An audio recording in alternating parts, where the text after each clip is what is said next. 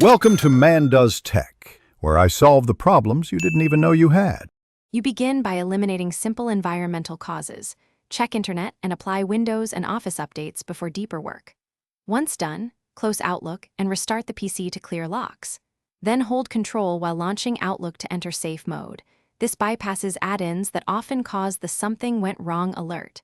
If safe mode opens, make sure to run Outlook as administrator once to test right permissions.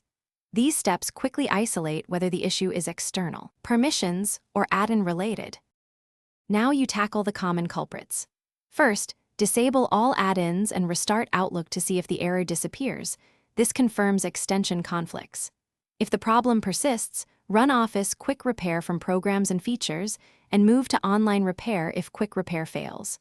Once repaired, create a new Outlook profile in Control Panel to exclude corrupted profile settings.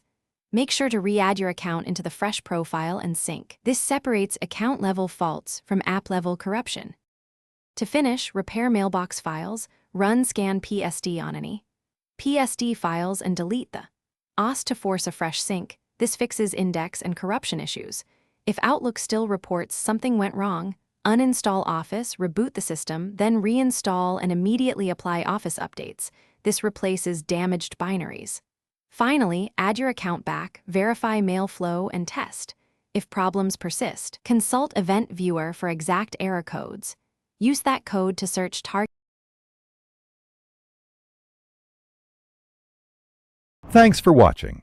If you found this helpful, don't forget to like and subscribe.